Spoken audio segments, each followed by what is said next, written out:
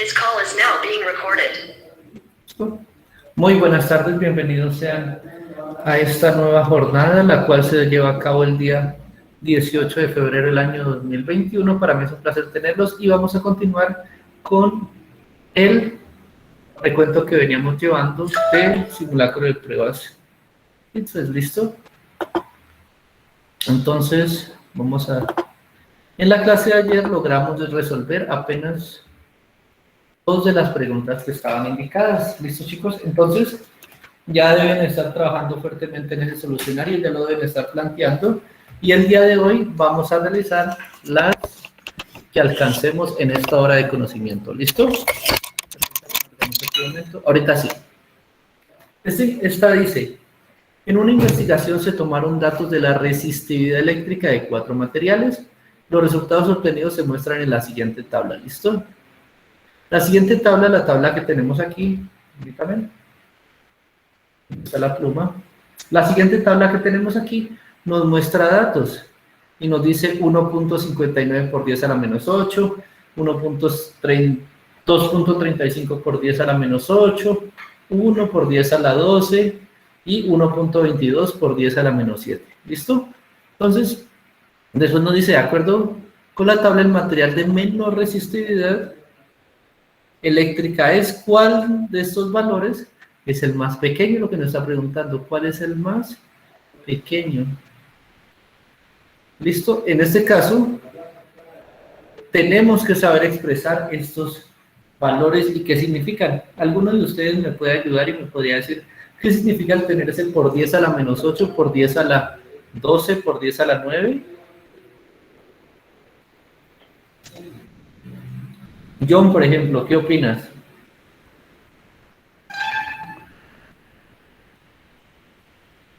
John. Anderson. Profe, sería las veces que se multiplica el número por sí mismo, ¿no? Perdón, un momento, John, que no te escuché. ¿Qué?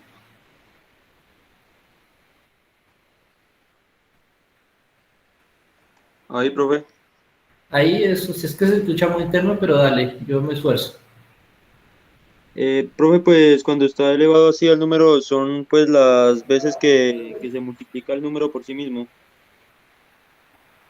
Muy bien, pero vamos a aclarar algo, no es por sí mismo, es por 10. Entonces, esto es una forma como nosotros vamos a multiplicar o dividir por 10.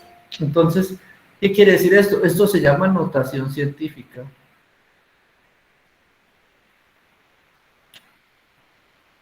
¿Para qué sirve? Para usar o para escribir números muy grandes o muy pequeños en una forma práctica y sencilla. Entonces vamos a analizar este número y vamos a analizar este y este. Entonces vamos a mantenerlos aquí. ¿Listo? Entonces, ¿qué significa una notación, por ejemplo, en este caso negativa? En una notación negativa significa que estamos dividiendo por 10. ¿Listo? Es decir, por ejemplo, si yo tengo 1.59 por 10 a la menos 8, es como si yo este número, 1.59, lo dividiera entre 10 elevado a la 8. ¿Listo? Pero esta parte es como complicada y rara, entonces vamos a hacerlo de la forma sencilla y práctica. Entonces, cuando tenga un número negativo, estoy dividiendo. Y cuando tengo un número positivo, le estoy multiplicando. Ahí sí sería como multiplicar el valor 1.59 por 10 a la 8. ¿Y 10 a la 8 cuánto equivale? Eso es lo que vamos a ver de forma sencilla ahorita. Olvidémonos de esto y simplemente tomemos el número. El número, como vemos aquí, es un decimal, es decir, tiene una coma que me permite separar el valor entero de los valores que voy a tomar como décimas. Entonces, ¿qué voy a hacer? Voy a tomar 1.59 y ahorita sí, por 10 a la menos 8. ¿Qué me indica eso? Que lo voy a estar dividiendo y lo voy a estar haciendo cada vez más pequeño. En este caso, si yo cojo esta coma y la corro, un espacio esté aquí y aquí coloco un 0, sería 0.1559, que es un valor más pequeño que 1. Ahorita, si corro esta coma otro espacio, aquí voy a borrar esa coma que creé y vamos a dar otro espacio. Y de paso borremos el 0. Entonces creo otro espacio. Cada vez que yo corro un espacio, estoy haciendo la coma más pequeña. Aquí va un espacio, aquí va otro, van 2, 3, 4, 5, 6, 7, 8. Si yo aquí coloco la coma y aquí coloco el 0, he corrido 8 espacios hacia la izquierda, es decir, he hecho este 1.59, 8 veces en magnitud más pequeño. ¿Listo? ¿Y con qué voy a rellenar estas casillas que me quedaron? Con ceros. 1, 2, 3, 4, 5, 6, 7. ¿Listo? 7 ceros. Y este número es igual a escribir 1.58 por 10 a la menos 8. ¿Listo? ¿Qué hice en este caso? Desplacé la coma que se encontraba aquí, la desplacé 8 posiciones hacia la izquierda. Eso es como si yo hubiera dividido este número por 10 a la 8, ¿listo?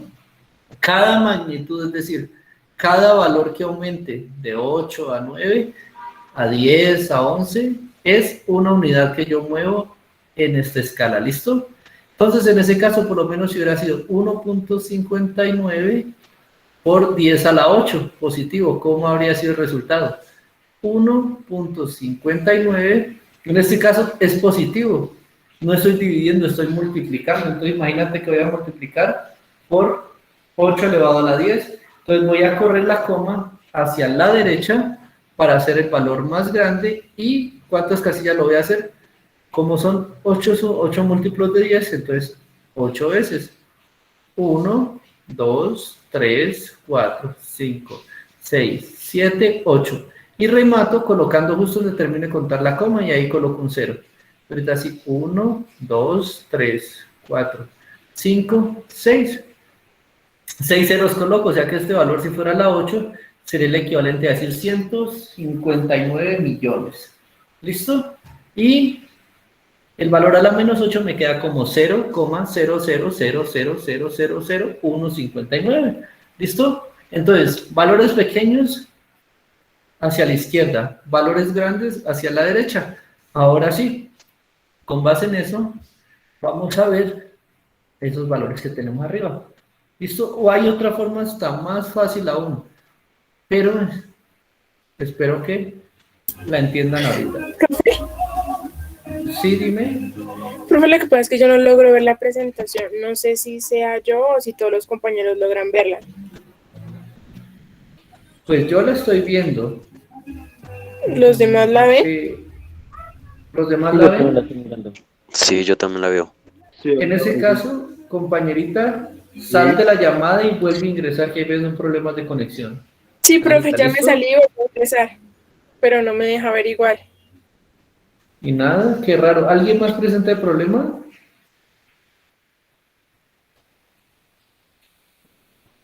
¿De todos los presentes ninguno? Fija al profesor y ahí te aparece la pantalla que está mostrando. Ya tengo fijado al profe, pero me aparece como 3 veces, ya los fijé a los 3 y ninguno me aparece la presentación. Qué raro, espérame, yo voy a dejar de compartir y vuelvo a compartir, ¿listo? Gracias, profe. Listo, entonces, dejar de presentar. Ahí me tienen que estar viendo netamente a mí, ahorita sí. Vamos a compartir toda la ventana, seleccionamos y compartir, pues, ahí me tendrían que estar viendo, pues, con todos ustedes aquí. ¿Ya está cargando? ¿Ahí ya? No, profe, yo me voy a volver a desconectar. Dale, tranquila, no hay problema. ¿Listo? Mientras tanto, nosotros los que vemos la pantalla, sigamos. Entonces, hay otra escala. Lo que yo puedo hacer es simplemente cojo la notación, la línea y coloco el 0. Ahorita sí, valores más grandes hacia acá siempre van a ser positivos. Entonces 10 a la 1, 10 a la 2, 10 a la 3, 10 a la 4, 10 a la 5 y así hasta 10 a la infinito, por ejemplo. ¿Listo? Y para acá pues vamos a hacer negativos. Entonces vamos a tener 10 a la menos 1, 10 a la menos 2, 10 a la menos 3, 10 a la menos 4, 10 a la menos 5. ¿Listo? ¿Qué indica esto? ¿O a qué es igual este? 10 a la 1, 10 es como multiplicar por 10. 10 a la 2, 100 es como multiplicar por 100. 10 a la 3 es como multiplicar por 1000 y así vamos a ir sumando. Entonces, entre más a la derecha vaya o más crezca, más grande es. Entre más a la izquierda es 1 sobre 10, 1 sobre 100, 1 sobre 1000. Entonces, entre más a la izquierda yo me vaya, entre más hacia acá, más pequeño va a ser. ¿Listo? Y entre más a la derecha, más grande. Ahora, la pregunta que nos hacemos nosotros aquí es la siguiente. ¿Cuál de estos números es el más pequeño de todos? De los exponentes que tenemos aquí en la resistividad. El 1.59 por 10 a la menos 8. Ajá, mira, es a la menos 8. Por tanto, es el más pequeño de todos porque el siguiente sería la menos 7. Bien. Y entre estos dos que está la menos 8, efectivamente es el valor más pequeño. El más pequeño. ¿Listo? Después le seguiría el oro. Después seguiría el plomo que tiene a la menos 7. Y por último, el vidrio sería un valor muy grande porque estaría por acá 10 a la 12. ¿Listo? Entonces, como nos piden que preguntemos por el valor más pequeño, en este caso sería el valor de la plata. Respuesta correcta, la D. ¿Listo? 53, respuesta correcta, la D. La D.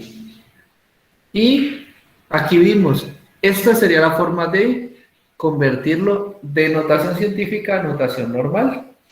¿Listo? Hagamos otro ejemplo aquí antes de pasar a la siguiente pregunta. Convirtamos el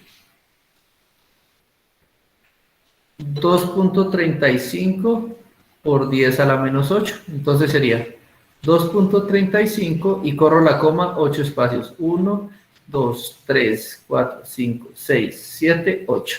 Y aquí coloco la coma. Entonces 1, 2, 3, 4, 5, 6, 7 ceros. Este valor también tiene los mismos 7 ceros que el de acá, que el 1.59. La única diferencia es que entre 1.59 y 2.35, el más grande siempre va a ser 2.35 por magnitud. ¿Listo?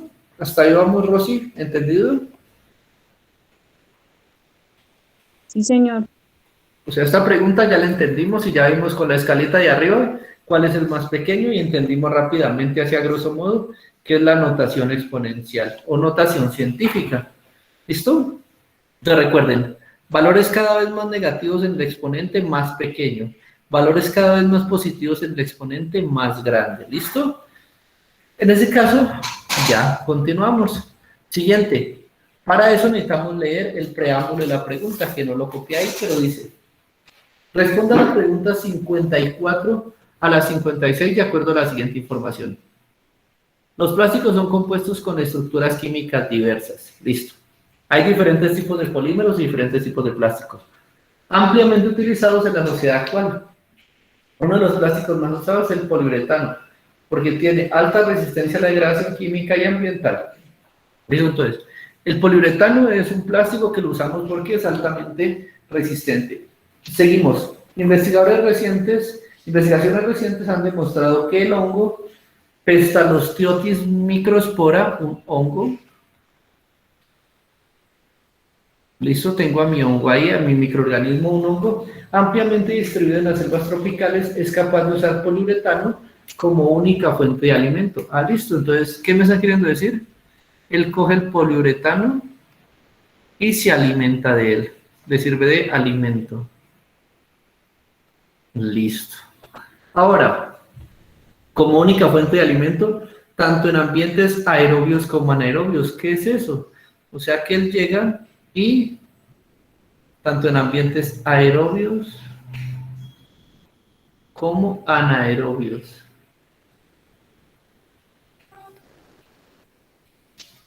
Listo, tanto en ambientes de ese tipo es capaz de alimentarse, es decir, funciona. Funciona y come bien y funciona. ¿Qué es aerobio y qué es anaerobio? Rápidamente. Andrés Ramos, ¿cómo vas? Eso, ¿quién habló? Yo, profe, creo que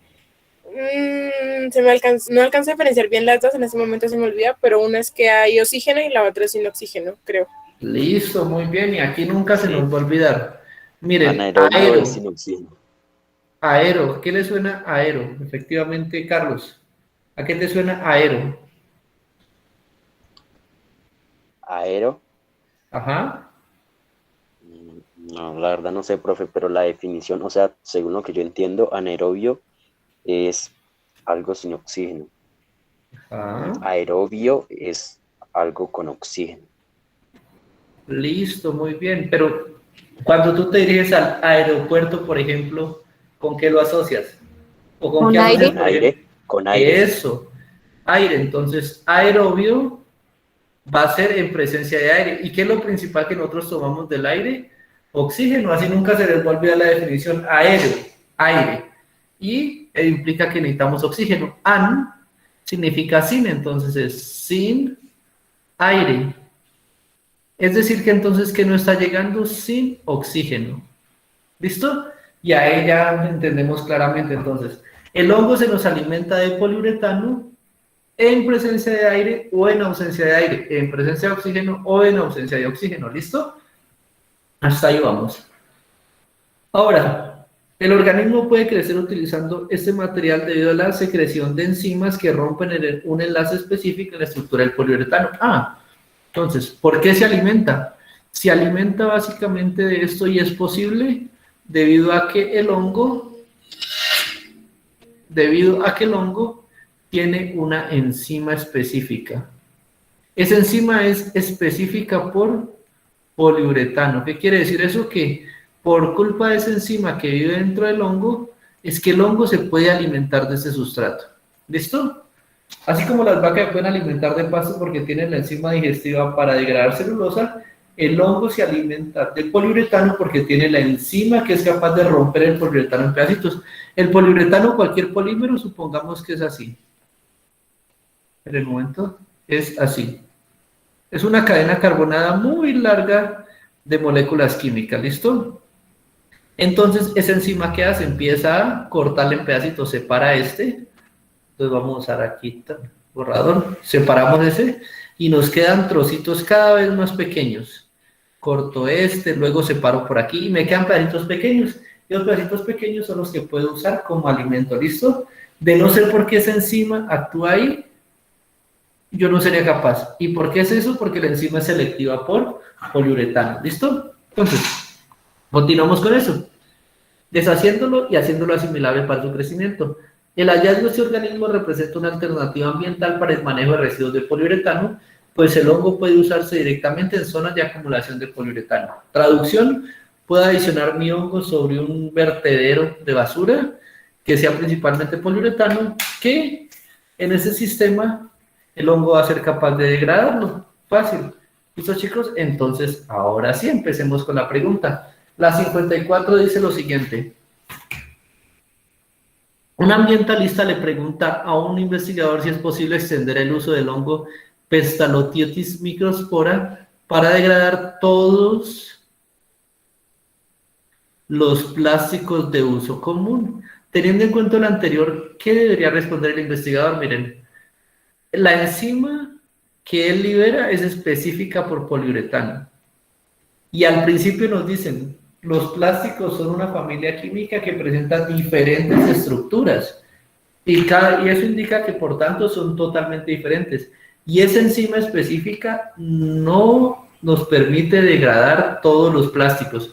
Nos permite degradar selectivamente ¿a quién? Al poliuretano. Esa parte sí la lograron leer, ¿cierto? Sí la lograron ver. Sí, señor. Listo.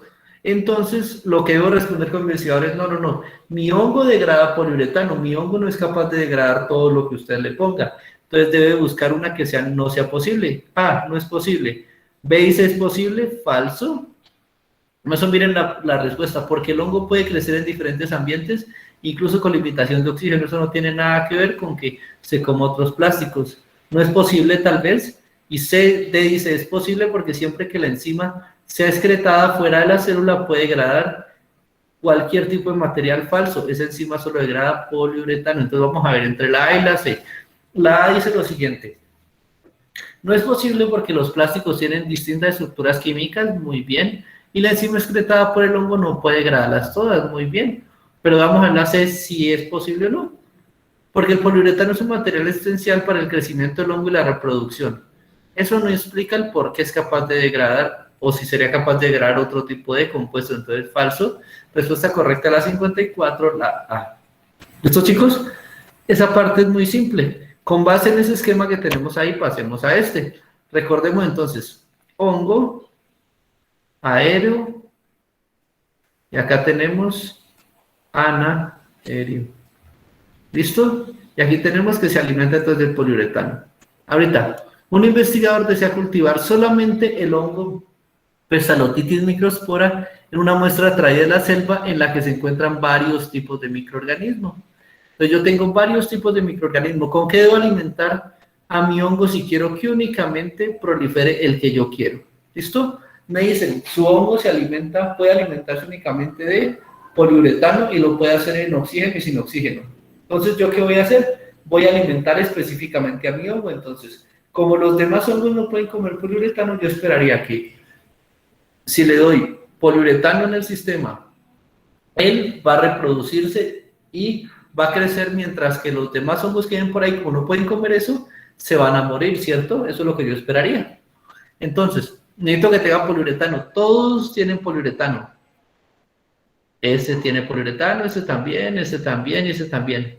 Pero, si yo hace cultivo que tiene varios hongos y aplico nutrientes, pues todos los hongos van a crecer, porque los hongos van a decir, miren, yo no como poliuretano, pero es que aquí hay papa, aquí hay yuca, entonces yo me voy a alimentar de eso otro y crezco también. Entonces la idea es que tenemos que quitarle los nutrientes para que ningún otro tipo de hongo crezca.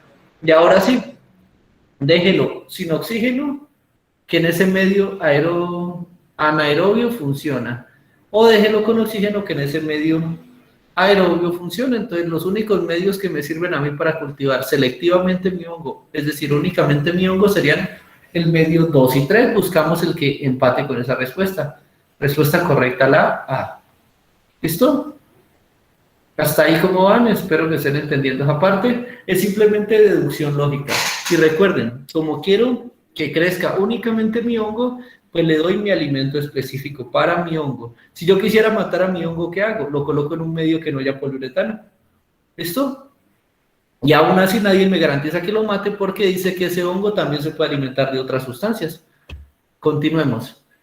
Debido a la resistencia a la degradación que tiene el poliuretano, actualmente los desechos de poliuretano se incineran en hornos especiales. ¿Listo? Entonces, ¿qué voy a hacer?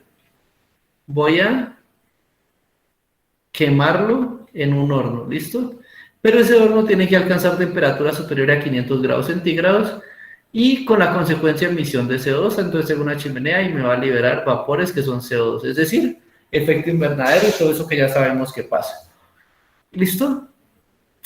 Ahorita, además de la reducción de la emisión de CO2, ¿qué otra ventaja tiene el uso de Pestalotitis microspora mediante aplicación directa respecto a la incineración de residuos? Vamos a comparar el método de quemar, coge su poliuretano y lo adiciona al horno, es decir, lo está literalmente quemando, o realizando una reacción de combustión. Ahora, ¿cuál es la otra versión? La otra versión es simplemente, tomo poliuretano y lo hago entrar en contacto con mi hongo y ya, ¿qué más necesito? Nada más. Dejar que pase el tiempo, que el tiempo aumente, y al final voy a obtener que el poliuretano se ha fraccionado porque el hongo lo ha partido y que el hongo se ha hecho más grande porque se ha alimentado. ¿Listo? O se ha multiplicado en este caso, por ejemplo. Entonces, ¿qué necesito para destruir el poliuretano con mi hongo? Nada, solo adicionar el hongo y esperar que pase el tiempo. Mientras que para incinerar el poliuretano, ¿yo qué necesito? Principalmente el horno. No lo puedo hacer en el horno de la casa que alcanza 100 grados apenas, porque no me va a funcionar, ¿listo? Entonces, ese es uno de ellos. Vamos a ver las respuestas que nos dan. A. El hongo, al no ser parte de las redes tróficas, puede interferir en los animales y plantas del ecosistema. Podría, cuando un organismo invasor llega a una red, él podría entrar a presentar competencia por el alimento y por tanto afectar a los organismos presentes. Pero ¿cuál es el problema que tenemos aquí? El problema que tenemos aquí es que ese hongo se alimenta de un recurso que los animales y las plantas no. Es decir, si el hongo fuera a pelear por los nutrientes de las plantas y los animales, bien, pero el hongo va a comer poliuretano. ¿Usted alguna vez ha visto un animal masticando plástico para comer? O sea, no funciona así. Ellos no requieren ese hongo, entonces por tanto ellos no van a competir con el hongo. Se descarta esa por esa razón. B. El uso del hongo posibilita la reutilización del poliuretano para el envase. El hongo, como vemos aquí, lo degrada. ¿Listo? Lo convierte en excremento. Ese excremento ya no es poliuretano, ya no hay forma de reutilización. Ya no hay forma de devolverle un ciclo útil y volver a hacer nuevos envases, no. Ya ha sido degradado, ya ha salido en forma de excremento, entonces ya no puede ser así. La C. El crecimiento del hongo no requiere una infraestructura especial. No requiere del horno, en resumen. Para asegurar la degradación de los desechos. Ese está bien hasta ahí, veamos la D. La D dice, el hongo degrada el material polimérico más rápido que la incineración. Rápidamente vamos a usar la lógica masculina. Javier, ¿qué es más rápido? ¿Para qué crees tú que es más rápido? ¿Comerse el poliuretano para el hongo o quemarlo? Creo que quemarlo, profesor. Claro, Andrés, otra pregunta. ¿Qué es más rápido para ti? ¿Coger una bolsa de basura y coger una bolsa de papas y comértelas o echarles gasolina y quemarla? ¿Cómo la desapareces más rápido?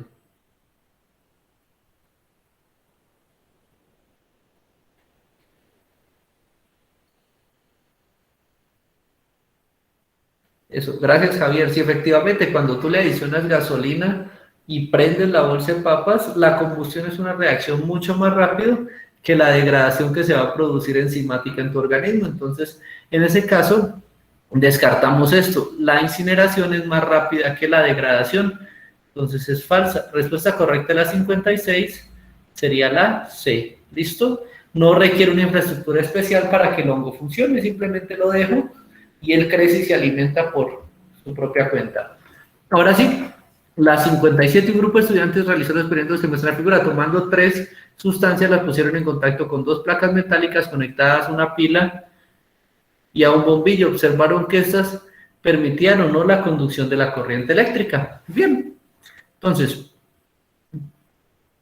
¿qué permite la conducción de la corriente eléctrica? Vamos a ver. ¿Qué es corriente eléctrica? Lo primero, corriente eléctrica es un flujo de electrones a través de un sistema. ¿Listo? Entonces, para eso tengo 2 cablecitos y en ellos tengo 2 plaquitas metálicas. ¿Por qué plaquitas metálicas? Porque ellas a la hora de aplicarles una energía, ellas tienden a liberar electrones y a recibirlos. Entonces, va a haber una que es el cátodo, que es donde se liberan los electrones, que salen los electrones, y otra que es el ánodo, donde llegan los electrones. Listo. Resulta que acontece que en este caso lo que hay aquí en medio, por lo menos en el caso del agua destilada, aquí hay un bombillito, lo que hay aquí en medio va a ser agua, HOH. ¿Listo? Como ya sabemos, el agua es una estructura química estable y ella no quiere ni ganar ni recibir electrones porque el oxígeno ya tiene 8, el hidrógeno ya tiene 2 y ambos son estables ahí. Si llega un electrón de más, tenderá a desestabilizar el sistema. Entonces, ¿qué va a pasar? Ese cátodo llega y le dice al agua, ven y recibime este electrón, guardame este paquetico. El agua dice, yo no necesito guardarle nada, yo no necesito electrones, conmigo no hable, tome su electrón y que déjelo allá. Por eso es que no hay conducción. ¿Listo? Entonces, el agua llega y no recibe ese electrón. ¿Listo? El cloruro de sodio, que es el siguiente.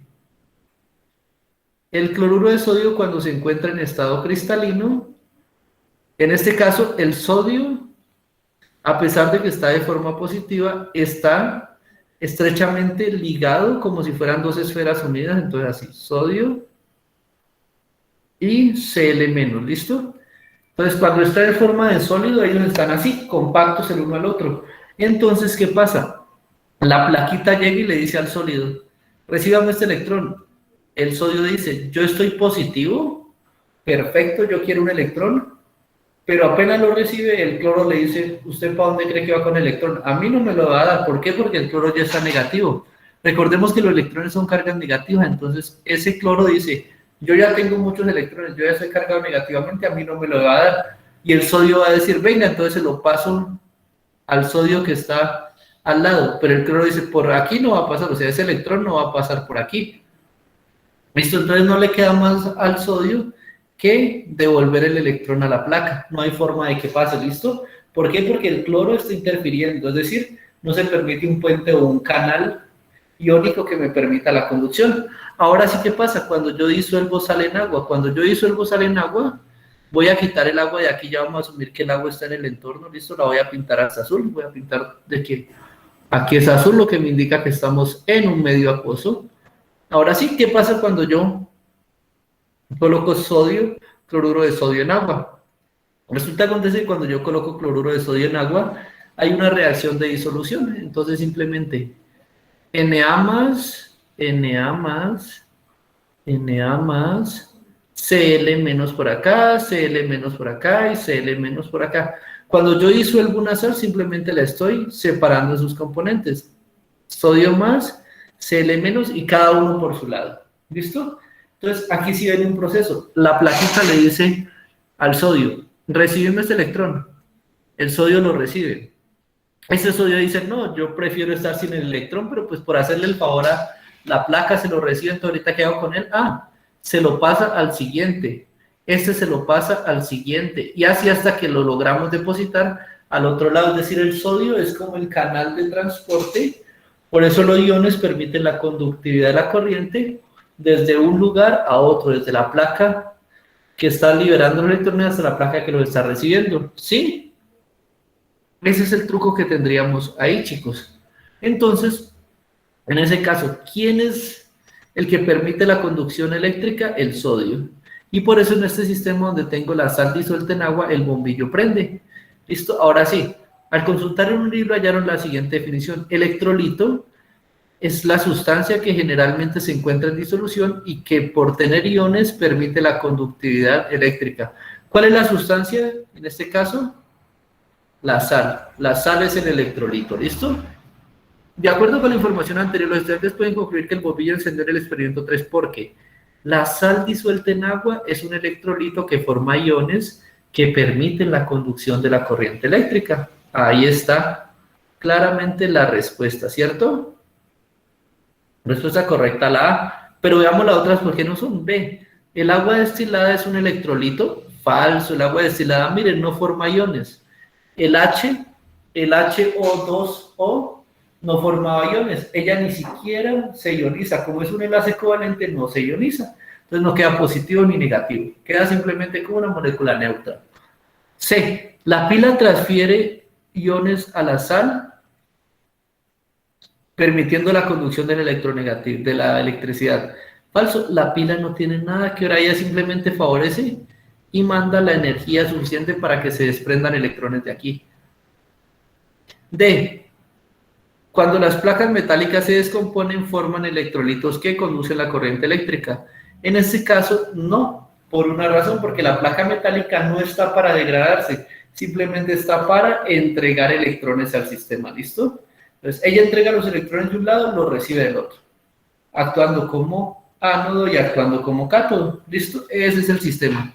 Entonces, respuesta correcta, efectivamente, 57 la A. Ya estamos entendiendo, cualquier sal en solución me funcionaría como un electrolito.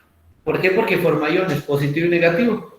Cuando forma iones positivo y negativo, los positivos permiten que haya una especie de movilidad iónica en el sistema. ¿Hasta ahí vamos, chicos?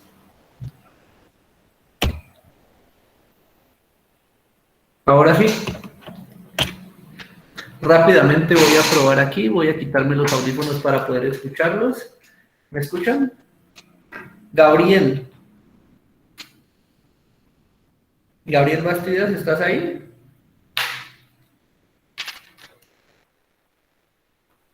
Bueno, cualquiera de ustedes, mientras voy a encender la luz, cualquiera de ustedes dígame, ¿cuál de esas figuras es filtrar? ¿Qué es filtrar? La D. La D. La No D. tenemos que ir mucho. ¿Qué es filtrar? Filtrar es pasar a través de un filtro una mezcla sólido-líquido y en el filtro retener el sólido. Cuando filtramos café, cuando filtramos la limonada, cuando colamos el jugo, esos son procesos de filtración. Entonces aquí no hay que extendernos, ni me voy a extender mucho explicando que la D es el filtrado, ¿cierto? Ahí no hay nada que verle. Entonces la 58, respuesta correcta, la D. Cuando se encuentren estas preguntas así en el ITES que parecen muy fáciles y ustedes dicen, uy, es que es tan obvio que me da vaina y no es, crean, esa es, lo que pasa es que muchas veces se colocan para eso, para que el estudiante pierda tiempo sobrepensándola. Y miren esta sí necesita ser pensada. Entonces los segundos que ganamos en la anterior, los minutos que ganamos, los vamos a utilizar en este, dice. Cuando se tiene una reacción química en equilibrio y se realizan ciertos cambios en las condiciones del sistema, la reacción se desplaza hacia la izquierda o la derecha con el objetivo de volver al equilibrio. A continuación se presentan los efectos de los cambios de la temperatura sobre el equilibrio de reacción. Entonces imaginémonos que tengo la reacción A más B que produce C más D. ¿Listo? En este caso, ¿qué pasa? Imaginemos que tanto los reactivos, que son los que se encuentran a la izquierda de la flecha, reactivos, entran en equilibrio con los productos. ¿Y cómo se representa eso? Eso se representa con una doble flecha. Comúnmente lo van a encontrar así en química. ¿Qué quiere decir eso? A más B reaccionaron y formaron C más D. Pero resulta que C más D, al entrar en contacto entre ellos, forman A más B. Entonces hay un equilibrio donde se empiezan estos a transformar en estos y los reactivos en productos. ¿Listo? Entonces un equilibrio donde están transformándose constantemente. ¿Qué se establece un equilibrio? ¿Cuándo hay un equilibrio? Cuando por cada unidad de este que se convierte acá, una de estas pasa para acá. Entonces, si usted cuenta de un lado 10 moléculas, listo, aquí hay 10. Una de ellas se va para acá y aquí habían 5, entonces ahorita hay 6. Pero una de estas pasa para acá. Entonces, quedarían 5 y 10. Siempre se mantiene el mismo número, se mantienen las concentraciones constantes. En ese punto se establece un equilibrio. Y eso es como una balanza. Usted tiene una balanza perfectamente equilibrada. Entonces, si usted le quita un poquito de acá, ¿qué va a pasar? Se empieza a desnivelar. El sistema como tal, cuando siente que se desnivela, vuelve a equilibrarse. Entonces pasa cierta cantidad de aquí del plato que se está desnivelando, la sube y la pasa al otro lado. ¿Listo? Entonces, por ejemplo, si yo cojo aquí A y hay 4 y aquí hay 1, 2 y aquí hay 3. Si yo retiro una de estas, el equilibrio dice, oiga, se desapareció una molécula de A. Entonces, ¿qué dicen? A más B reaccionan y una de estas moléculas pasa a convertirse en A. ¿Listo? Si retiro B, A más C más D reaccionan para convertirse en una de ellos. ¿Listo? El equilibrio se desplaza hacia los reactivos. Si retiro reactivos, el equilibrio se desplaza hacia los reactivos. Si retiro productos, ¿qué va a pasar? Pues el equilibrio se va a desplazar hacia los productos. Eso es lo que me dice ahí. Pero aquí lo vamos a relacionar con un nuevo factor. Miremos cuál es. Dice, a continuación se representan los efectos de los cambios de temperatura sobre la temperatura. Voy a ver qué pasa con la temperatura. Cambio. Aumento la temperatura agregando calor. Cuando yo agrego calor es como si lo estuviera poniendo aquí como reactivo. Más calor. Estoy agregando calor. En este caso, ¿qué dice? La reacción se desplazará de modo que se consuma el calor generado para volver al equilibrio. ¿Listo? Entonces, si meto calor aquí, ¿para dónde se va a ir? Para acá que no hay calor. Entonces voy a desplazar la reacción hacia los productos. Ahora, al disminuir la temperatura, entonces ya no le estoy metiendo calor, sino que por el contrario, se lo estoy retirando. Si se lo retiro, debería estar por acá. ¿Listo? En los productos, menos calor. Quitémosle calor. Voy a mejorar ese menos, hagámoslo. Cuando digo menos calor, se lo estoy retirando del sistema, entonces debe ser un producto. Esto es algo que sale de la ecuación. A la hora de retirarlo, ¿qué va a pasar? Que como estoy retirando esto, el calor que estaba aquí va a tener que nuevamente migrar para equilibrar el sistema. ¿Listo? Entonces, ahora sí, veamos qué dice acá. Dice, considere la reacción MN, M más N produce Z más W. Cuando la reacción va hacia la derecha, libera calor. Entonces ahí como está, me libera calor, me está calentando el sistema. Listo. Usando la tabla anterior y teniendo en cuenta que el sistema siempre busca el equilibrio, ¿hacia dónde se desplazará la reacción? M más N produce en equilibrio Z más W si se aumentara la temperatura del sistema. Entonces, ¿qué me dice? Yo caliento esto. Al calentar, ¿yo qué estoy haciendo? Haciendo el calor más grande. Al hacerlo más grande, ¿hacia dónde tengo que desplazar esto para que se me disipe ese calor? Tengo que desplazarlo hacia acá. ¿Por qué? Porque M más N, al unirse, absorben calor. ¿Listo? Entonces, el equilibrio se estaría desplazando de la derecha, es decir, de los productos a la izquierda, a los reactivos. ¿Listo? Vamos a buscar cuál sería la respuesta. Se desplaza hacia la izquierda, falso, vamos hacia la derecha. Se desplaza hacia la derecha, falso, vamos hacia la izquierda. Se desplaza hacia la derecha, falso, vamos hacia la izquierda. Leamos por qué. Aquí dice aumentando la producción de MN, eso está bien, porque en ese sentido se libera calor, falso. En este sentido de acá, se absorbe calor, ¿listo? Entonces, falso.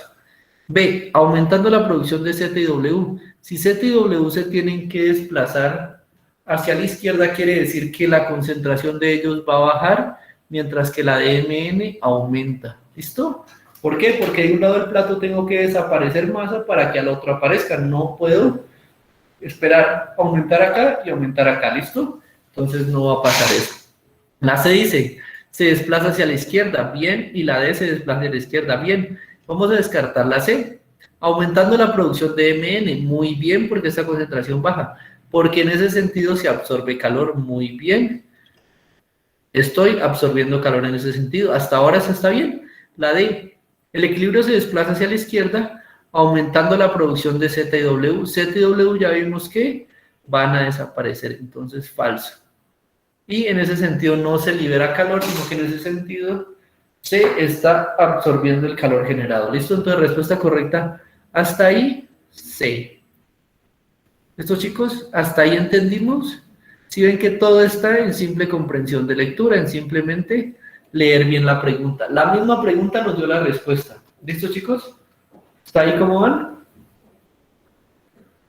Bien, profe. Listo. Ya que vamos también, vamos a meterle velocidad. Esta, por favor, vamos a coger a cualquier. Anderson, Camilo, rápidamente, yo vi que ya la resolviste en el cuestionario. Resúmela y dinos la respuesta y el por qué. Las pieles gruesas y los depósitos de grasa, profe. La D. ¿Por qué? Porque pues, en los polos existen, un ejemplo animal sería el oso polar, que tiene una piel gruesa y además de eso tiene una gran potencial de grasa que le permite adaptarse a eso y no pierde calor. Exactamente, ya acabas de decir todo lo que necesitamos. Un organismo comúnmente en su metabolismo libera calor, ¿listo? Lo libera. ¿Qué pasa? Que si la piel es muy delgada y no hay grasa, ese calor se va a ir a un ambiente. El calor siempre va a fluir de donde hay más energía a donde hay menos energía. Si acá hace mucho frío, o sea, hace un frío del diablo y el calor es muy poco, aquí estoy a menos 4 grados centígrados, por ejemplo, hace mucho frío, el calor se va a ir muy rápidamente del sistema. Va a salir. En ese caso lo que yo necesito es tener un aislante, una capa que me permita mantenerme aislado de eso. La única forma de mantenerme aislado es exactamente aumentando esa capa. ¿Y cuál va a ser esa capa? La piel. Y debajo de la piel, grasa. Porque la grasa sirve como un aislante térmico. Muy bien, esa es la explicación. Entonces ella va a bloquear. Apenas el calor sale en mi metabolismo de mi interior, la grasa que tengo recubriendo me dice, ¿usted para dónde cree que va? Entonces el calor se devuelve. ¿Listo? Y la piel hace las veces de un recubrimiento externo. Entonces me aísla del entorno y evita esa migración de calor. Esa es la respuesta, muy bien, efectivamente. Vamos por la 61. En la 61 tenemos que estoy analizando el contenido de energía de los alimentos, el cual no debe exceder cierto límite. La caloría es la unidad para medir el contenido de energía de los alimentos y la tabla muestra las necesidades calóricas promedio de acuerdo al género y la intensidad de actividad y la edad. ¿Listo? Entonces, ¿qué me está queriendo decir? Mujeres, hombres, mismos rangos de edad, desde los 9 hasta los 13 años, desde los 14 a los 18, de los 19 a los 30, de los 31 a los 50 y por encima de 50. Miren que son el mismo rango, entonces aquí hay de 9 a 13, de 9 a 13. Yo perfectamente puedo comparar entre hombres y mujeres. Yo listo, agarro el dato. 1800 para las mujeres de entre 9 y 13 años, 2000 para los hombres entre 9 y 13 años. Yo puedo decir, los hombres entre 9 y 13 años consumen más proteínas o requieren más calorías para funcionar. Eso si hacen una actividad física moderada, si pertenecen a este grupo. Si la actividad física es fuerte, ya una mujer en ese rango pasa a requerir 2000 calorías y un hombre 2300. ¿Listo? ¿Qué puedo yo inferir ahí? El hombre siempre va a requerir más calorías que la mujer. Y si hace ejercicio, va a requerir más calorías que el que no hace ejercicio. ¿Listo? Entonces, analicemos. Miren aquí, 1800, de ahí pasa a 2000, de ahí a 2100, de ahí vuelve a bajar a 2000 y ahí vuelve a bajar a 1800. Quiere decir que esto tiene un comportamiento así. Llega a un máximo, sube, llega a un máximo y luego decae. En ese caso, el máximo, ¿cuál es? 2100. Y mire que es en el intervalo entre los 19 y los 30 años. ¿Listo? Vemos aquí, para los que hacen intensidad moderada, vamos a ver si eso se repite para los que hacen intensidad fuerte. Sube 2000, 2200, llega un máximo 2400, vuelve y baja hasta que cae hasta 2100, efectivamente. Justo a la mitad tengo el mayor consumo energético, es decir, entre los 19 y los 30. Vamos a ver si eso también pasa para los hombres. 2000, 2600, 2700, 2500, 2400. Otra vez lo mismo. Y acá, otra vez lo mismo. ¿Listo? Entonces obtengo esa misma tendencia. Entre 19 y 30 años requieren el mayor consumo energético de todas sus vidas. Ahora, ¿quiénes consumen más? ¿Los que son sedentarios o los que hacen ejercicio? Los que hacen ejercicio consumen más. ¿Listo? Y entre los que son hombres y las mujeres, consumen más los hombres. Ese es el análisis que yo puedo sacar de la tabla. Según la información de la tabla, se puede afirmar que el consumo de calorías promedio en diferentes etapas de desarrollo de las personas es A, mayor entre 19 y 30 años en hombres y en mujeres, comparado para cada intensidad, podría ser, es decir, el consumo entre esta edad es mucho mayor, tanto en hombres como en mujeres es el máximo. Y ya depende de la intensidad, si usted hace poco ejercicio va a ser un poquito menos, si hace ejercicio va a ser mucho más. ¿Listo? B, mayor entre los 9 y los 13 años en hombres y mujeres. Entre los 9 y 13 años es uno de los valores más bajos, miren. Siempre la tabla, en el caso de la primera, 1800, 1800, ese es el valor más bajo. Y en todos es el valor más bajo, entonces descartado. C, menor en el hombre, falso, en el hombre es mucho mayor el desarrollo y el contenido calórico que necesitamos, comparado con las mujeres sin importar su edad. Y D, mayor al llegar a los 50 años en los hombres que las mujeres. Antes de a los 50 años, los valores son bajos de energía para ambos sexos. Para ambos sexos se requiere una menor cantidad de energía ya, entonces respuesta correcta. En el intervalo entre 19 y 30 obtengo la mayor intensidad de requerimiento energético. ¿Listo? Entonces sería 61. Respuesta correcta, la A. Listo, chicos, hasta ahí vamos bien, vamos rápido.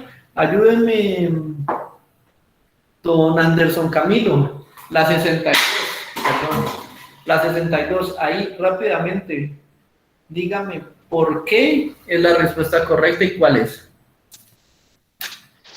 Para mí la respuesta correcta, la 62, es los ratones, ya que la especie 1 presenta casi la igualdad del pico con la especie número 2, creo yo, profe. que se alimenta de ratones. A ver, claro, pero entonces veamos eso, lo que nos está diciendo Anderson y tiene toda la razón es, miren, él buscó la morfología del pico, entonces pico curvadito y como con un poquito de sierra, come ratones.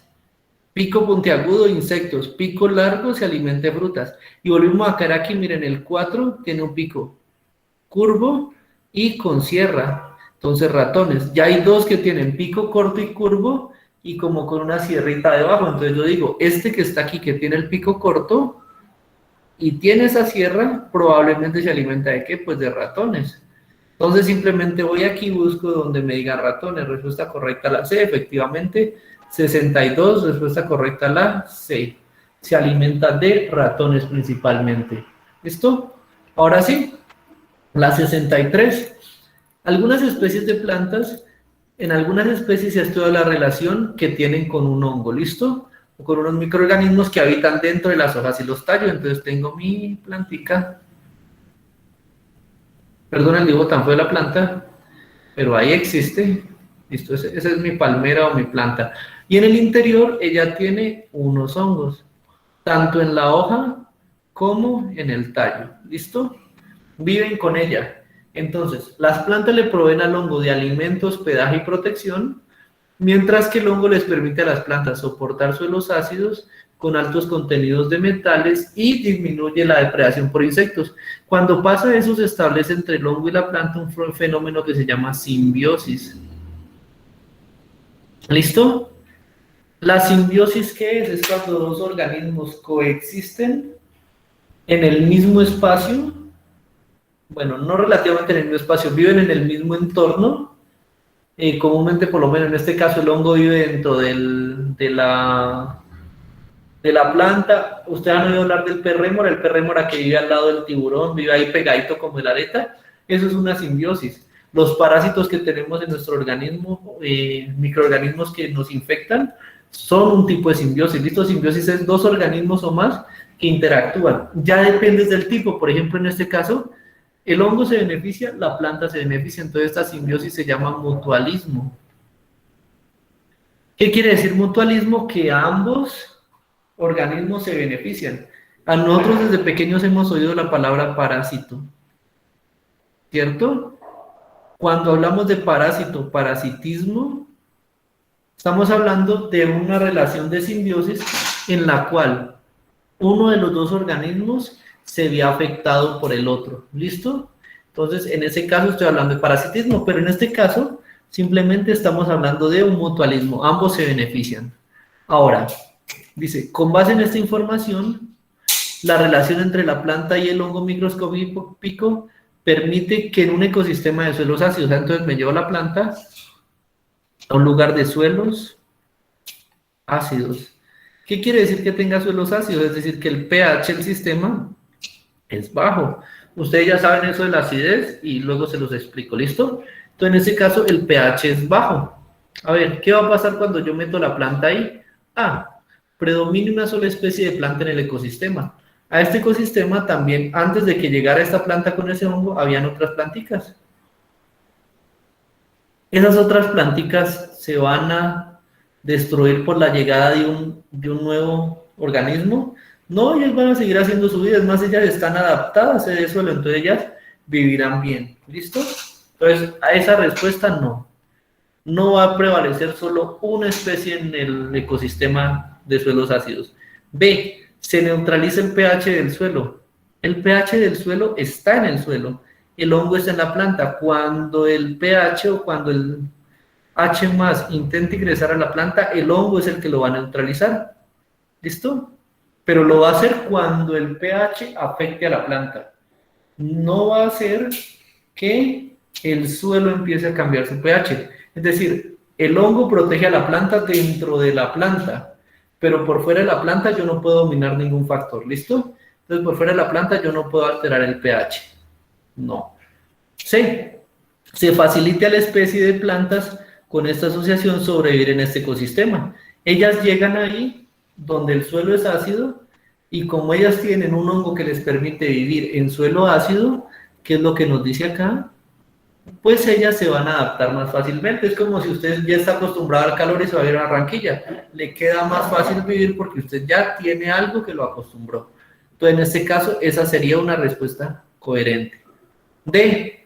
Desaparezcan los insectos y aumente la diversidad de hongo en el suelo. Primero, nuevamente, el hongo evita la depredación por insectos y evita que el insecto se destruya la planta, pero no es que los vaya a matar totalmente, es que el insecto que llega aquí, insecto que lo repele o lo desaparece, ¿listo? Pero no desaparecerlos a todos.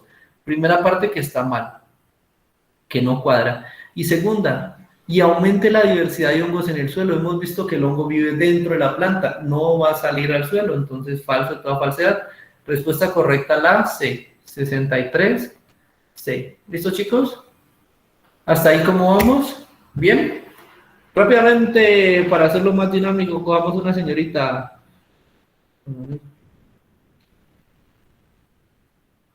Sandra Avedaño, bienvenida. Cuéntanos, ¿cómo interpretaste esa pregunta y cuál es la respuesta correcta?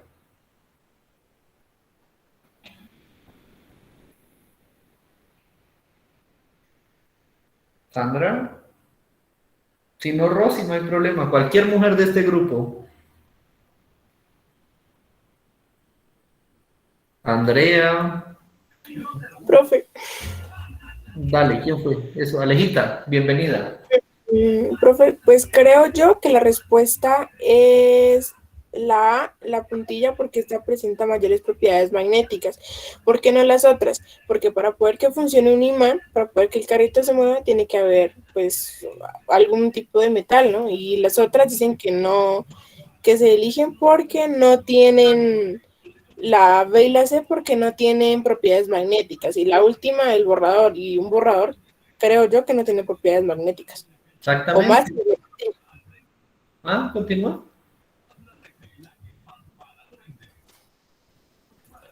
¿Me escuchó, profe? Alejita, continúa la última parte que decías. Que creo yo que el borrador no es, porque el borrador no creo que tenga propiedades magnéticas, o pues en ese caso más tendría la puntilla. Listo. Básicamente Alejita lo dijo. Buscamos el metal de aquí. El borrador no es metálico. La tapa gaseosa tiene un pequeño contenido metálico, bien, o sea que puede ser un metal. La pelota de ping-pong es plástico, descartamos. Y la puntilla es metálica, nos quedan estas dos. Como dijo Aleja, la A dice, la puntilla porque esta presenta mayores propiedades magnéticas, es un metal. Yo pongo el metal aquí, le pego el imán y muevo el carrito. Bien, eso estaría bien. Y la C dice, la tapa gaseosa también contiene material metálico. ¿Listo? Pues de esas tapas antiguas, no de las de ahorita que son poliméricas, sino las tapas que ustedes tapan con destapador, ¿listo? Esta también tiene un poco de, o sea, son metálicas, pero miren lo que dice aquí, porque esta no presenta propiedades magnéticas. Para que el imán las mueva, tiene que tener propiedades magnéticas, si no, no lo atraería. Entonces, falsa esta parte. Respuesta correcta, gracias Alejita, es la A. Si ven que estas son muy fáciles. Ahora sí, nos quedan 2 minuticos para responder esta pregunta. Vamos a escoger a... Carlos ya participó. John Freddy Garzón, hola John Freddy, bienvenido.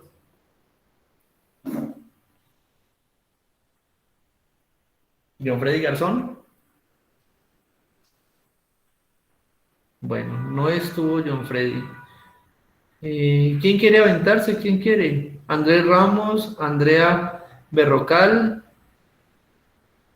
Escojamos rápidamente, no hablen todo al tiempo, uno al tiempo. ¿Quién quiere?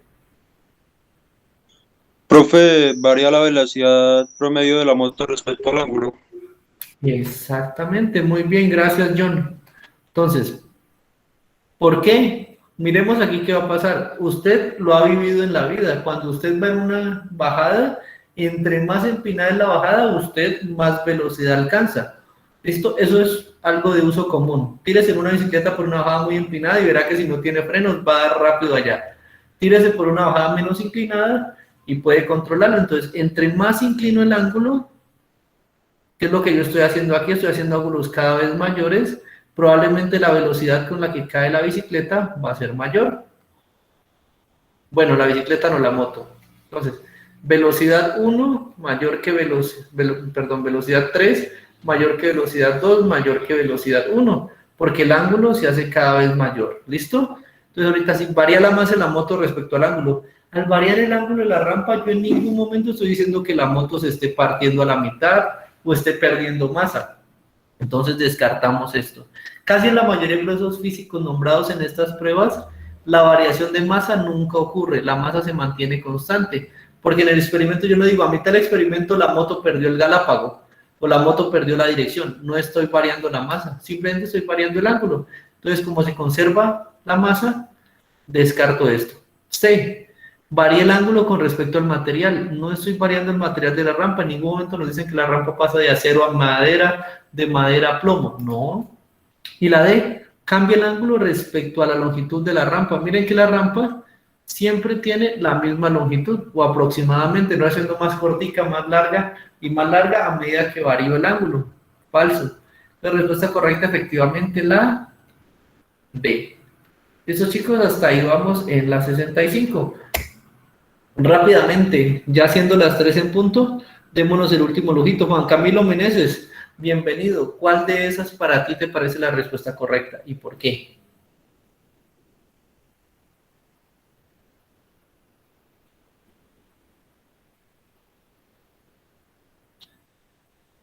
Juan Camilo, ¿no? ¿Se fue? Bueno, vamos a hacer esta rápido. Entonces, un estudiante lee un artículo que se relaciona los siguientes dispositivos.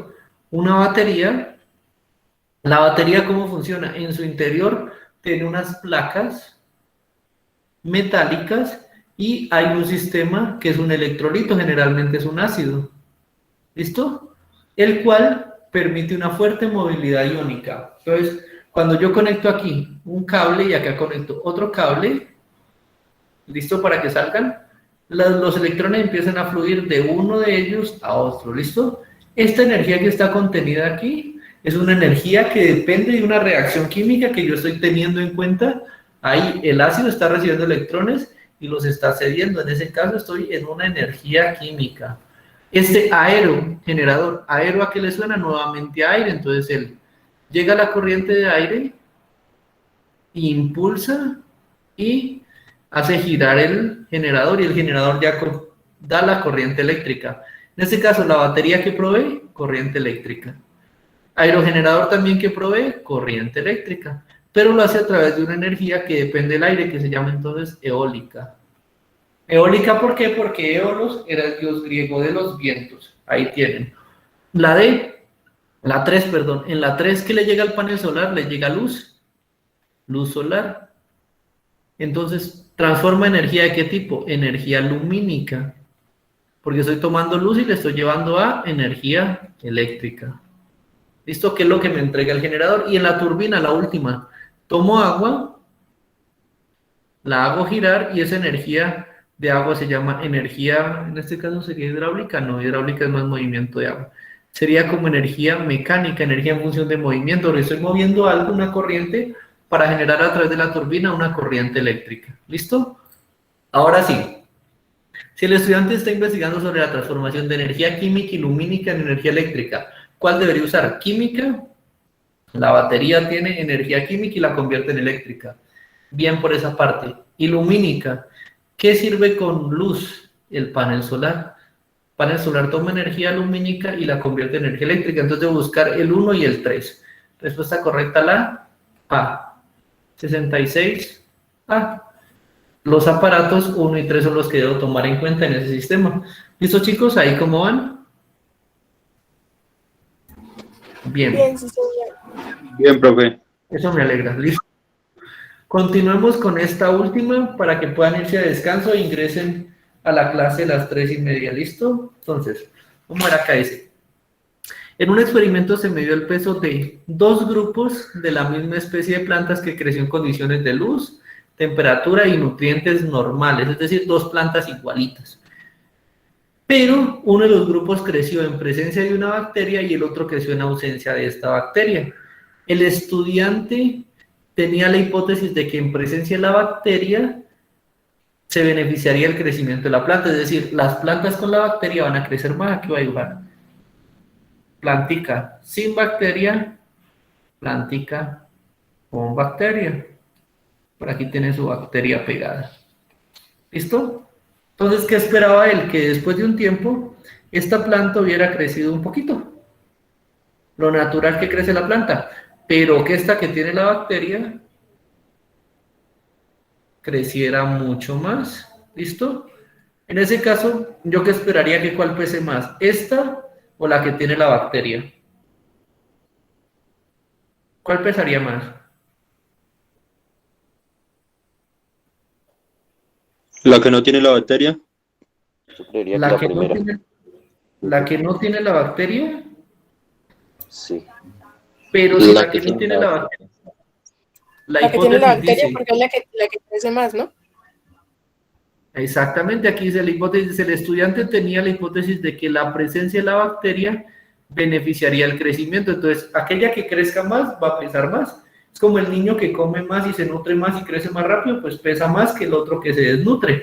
Entonces, en este caso, la que no tiene la bacteria va a pesar menos y la que tiene la bacteria crece más grande, entonces esta pesa más. ¿Listo? Ahora, vamos a buscar eso. Miren que los ejes dice, tiempo, entre más pasa el tiempo, todos son el eje tiempo, muy bien. Ahora, en el eje Y, tengo peso de la planta. ¿Yo qué esperaría entonces? Que en ese caso, mi planta con bacteria crezca más. ¿Qué línea representa la planta con bacteria? La línea puntiaguda o punteada. Entonces vamos a tomar a cualquier edad, tiempo. Subo y me choco con las gráficas. Aquí me está diciendo, su planta con bacterias tiene este peso, que es un peso pequeño. Su planta sin la bacteria tiene este peso mayor. Esto no representa la teoría. La planta que nos debería pesar más es la planta con bacteria, entonces la A se descarta. Cualquier gráfica que tenga a la planta sola por encima de la planta sin bacteria la voy a descartar. Esta también la descarto. ¿Por qué? A cualquier tiempo, cojan cualquier tiempo, listo. Esta, nuevamente, con bacteria pesa menos que sin bacteria. La C, con bacteria pesa menos que sin bacteria, descartada. La D, en la D sí tengo que se invierten y miren, en este caso, me está diciendo la planta sin la bacteria, que es la línea continua, pesa menos que su planta con bacteria. En este caso, D sería la respuesta correcta. ¿Y entendimos por qué? ¿Cierto que sí, chicos? Entonces llegamos hasta la 67 del día de hoy. Ya mañana terminamos todo esto y lo hacemos más rápido, ¿listo? Y hoy mismo les libero el siguiente cuestionario para que lo podamos trabajar para el fin de semana, ¿listo? Para que tengan viernes, sábado y domingo para trabajar el siguiente cuestionario, que es un poquito más complicado. ¿Listo, chicos? Sí, señor. Listo. Entonces, chicos, no siendo más los dejo y no les robo más su tiempo para que puedan retirarse a su descanso y prepararse para la siguiente clase. Apenas tenga nuevamente la grabación de la clase, se la subiré inmediatamente al Classroom. ¿Listo? Vale, profe, gracias. A ustedes, chicos. Ok, profe, gracias. Entonces, listo, ustedes, estudien mucho y Vale, nos vemos en la gracias. siguiente sesión. Chao, chicos. Muchas gracias, hasta luego. Hasta luego, que estén bien.